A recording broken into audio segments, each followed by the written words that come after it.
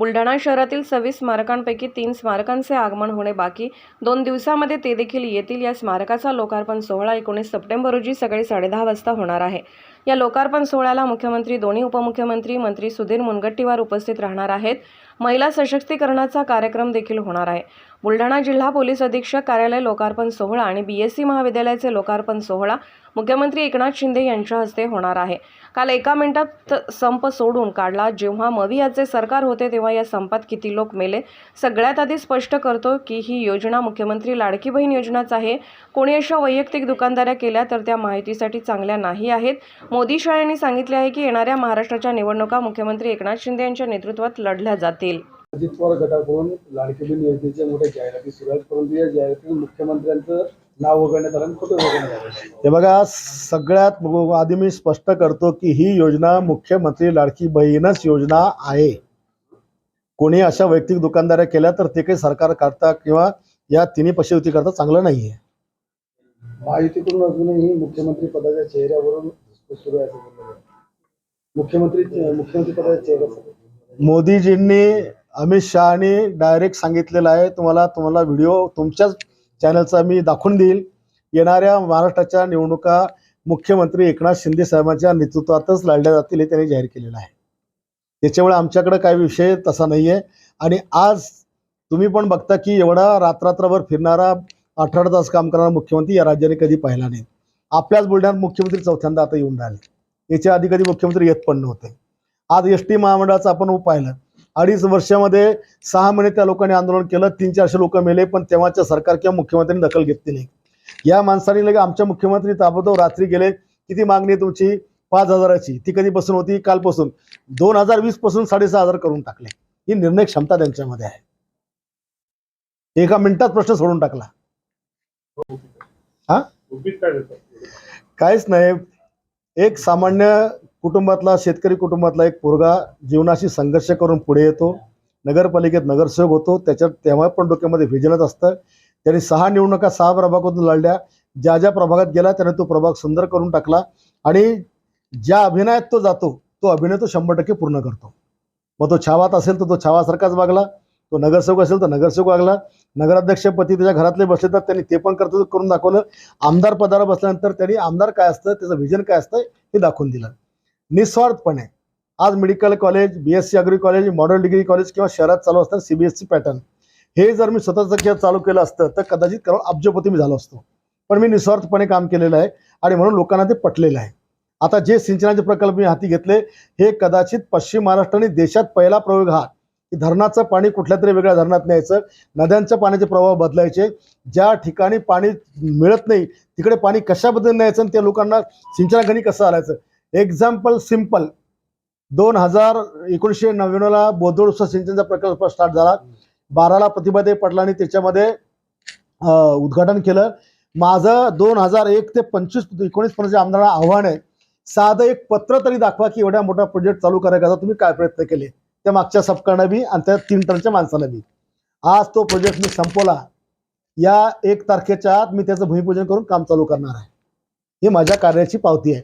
आणि तो प्रोजेक्ट करताना मी जी मेहनत घेतली, मेहनत सगळ्याच कामाकरता घेतली, तो प्रोजेक्ट बंद पडलेला होता। बंद पडलेल्या प्रोजेक्टला मी परत चालना दिली। मी पहिले मंत्र्याच्या दालनात मीटिंग घेतली, मग मुख्यमंत्र्याकडे मीटिंग घेतली, मग हाय पॉवर कमिटीची मीटिंग घेतली, मग शिखर परिषदेची मीटिंग घेतली। सदर प्रस्ताव मी जलद गती प्रधानमंत्री सिंचन योजनेमध्ये त्याने मंजूर केला। तिथं 6 महिने ज्ञापन बनायला लागलं। नाशिकला 6 वेळेस जाऊन मी ते ज्ञापन फायनल केलं। आता टेंडर लागलं, 550 कोटी राज्याचे, 550 कोटी केंद्राचे त्याच्यामध्ये पडले। निविदा प्रक्रिया झाली, 2 दिवसामध्ये सेक्रेटरीची बैठक होईल, टेंडर मंजूर होईल आणि 1 तारखेला आम्ही कामाला सुरुवात करू। या माझीला सगळ्याला विचारा, त्याच्यामध्ये एक साधं पत्र तुमचं आहे का म्हणा। अतिशय शॉर्ट नोटीसमध्ये बनवलेल्या पत्रकार परिषदेला सर्व सन्माननीय प्रिंट मीडिया, इलेक्ट्रॉनिक मीडिया सर्वांचं मनापासून स्वागत। बुलढाणा शहरामध्ये जवळपास 26 स्मारकांचं निर्माण पूर्ण झालेलं आहे।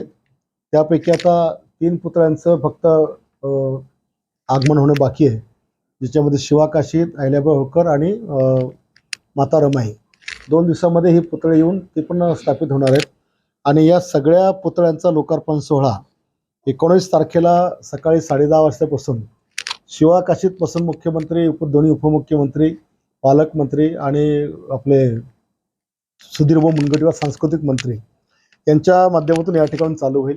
आणि हे सुरू झाल्यानंतर पहिलं तिकडं झालं की सेकंड गाडगे महाराज, संभाजी महाराज, राष्ट्रमाता मासाहेब जिजाऊ बाल शिवाजी, बाबासाहेब माता रमाई, महात्मा फुले माता सावित्री आणि मग पुढे एकलव्य महाराजांनी पुढे जाताना वाल्मिकी ऋषी संत रविदास महाराजांचं, नंतर छत्रपती शिवाजी महाराजांच्या स्मारकांचं लोकार्पण आणि तिथून संगम चौकातनं पुढे सर्किट रोडच्या आणि वसंतराव नाईक, बसवेश्वर, शाहू महाराज, पुढे अहिल्याबाई होळकर, समोर तानाजी मालुसरे आणि बाजीप्रभू देशपांडे आणि त्याच्यानंतर मग मुख्यमंत्री महिला सशक्तीकरणचा कार्यक्रम म्हणजे लाडक्या बहिणीचा कार्यक्रम हा शारदा कॉन्व्हेंटच्या प्रांगणामध्ये त्या ठिकाणी होणार आहे.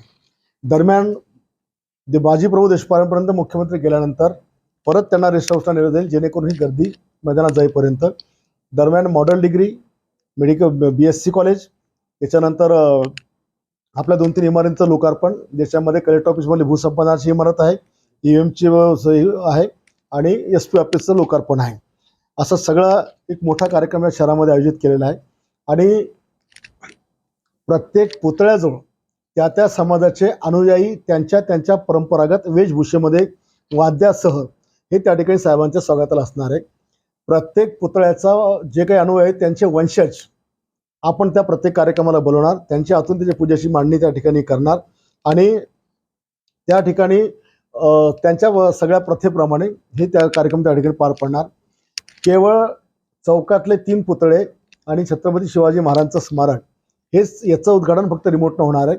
बाकी सगळ्या पुतळ्यांचं लोकार्पण हे त्या ठिकाणी प्रत्यक्ष त्या ठिकाणी होईल आणि सगळ्यांचा कार्यक्रम एकत्रितपणे त्या ठिकाणी जिजामा आपलं शारदावर त्या ठिकाणी होणार. याच्यामध्ये अग्रसेन महाराज आणि जैन स्थानक आणि वाल्मिकी ऋषी आणि सैनिकांचं शहीद जवान स्मारक हे 4ही कार्यक्रम सकाळी 8:30 वाजता संपलेले असतील. ते आम्ही संपवून टाकणार आहोत. आणि सगळे जिल्ह्यातले जेवढे काही रिटायर फौजी आहेत, अधिकारी आहेत, हे सगळे बुलढाण्यामध्ये येणार. जवळपास 2,500 लोकांचा ताफा त्यांचा त्या ठिकाणी राहील. आणि शिवरायांच्या पुतळ्यासमोर गॉड ऑफ ऑनर ही त्या देशाच्या सैनिकांच्या वतीने या मान्यवरांना त्या ठिकाणी दिली जाणार आहे. तर असा एक खूप मोठा कार्यक्रम या ठिकाणी आयोजित केला. त्या कार्यक्रमाचं पत्र मी आपल्याला देत आहे की कलेक्टरला तसे निर्देश मुख्यमंत्र्यांच्या कक्षाकडे आलेले आहेत. ती तारीख देखील फिक्स झाली आणि जो कार्यक्रम मी दिला हाच कार्यक्रम फायनल असणार, याच्यामध्ये काही बदल होणार नाही आहे. तर शेवटी कार्यक्रमाचं आयोजन या ठिकाणी माझ्या मदत केली जात आहे. नगरपालिकेच्या स्मारकांचा जो कार्यक्रम आहे त्याचं आयोजन हे नगरपालिका सुवच्या माध्यमातून होणार आहे आणि सशक्तीकरणाचा जो महिलांचा कार्यक्रम आहे त्याचं आयोजन जिल्हाधिकारी कार्यालयाच्या वतीनं म्हणजे कलेक्टरांच्या या ठिकाणी होणार आहे. तर असा हा शासकीय कार्यक्रम या ठिकाणी होणार आहे आणि सगळ्या स्मारक समित्या जेवढ्या आहेत त्या स्मारक समित्यांनी त्या पुतळ्यावर थांबून त्यांच्या विधिवत पूजामध्ये सहभाग घेऊन यथोचित सगळ्या मान्यवरांचा सन्मान करायचा आहे. अशा प्रकारचं हे नियोजन आहे.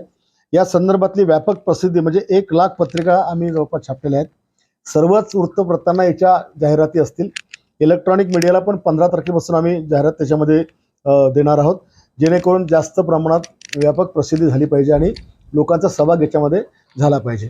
आणि ज्या रूटने मुख्यमंत्री जाणार आहे त्या दोन्ही साईडला महिलांच्या हातून पूर्ण रस्त्याने किमान 200 किलो गुलाबांच्या फुलांचं पुष्पवृष्टी ही महिलांच्या हातून त्यांच्या त्या केली जाणार आहे. हेलिकॉप्टरने संभाजीनगरवरनं साहेब या ठिकाणी येतील आणि हेलिकॉप्टरने आल्यानंतर मग आपलं ते जे आहे तिकडचं मागचा शासन आपला दारीचा कार्यक्रम त्या ठिकाणचा हेलिकॉप्टरवरनं इथनं आपला कार्यक्रम स्टार्ट करणार आहे.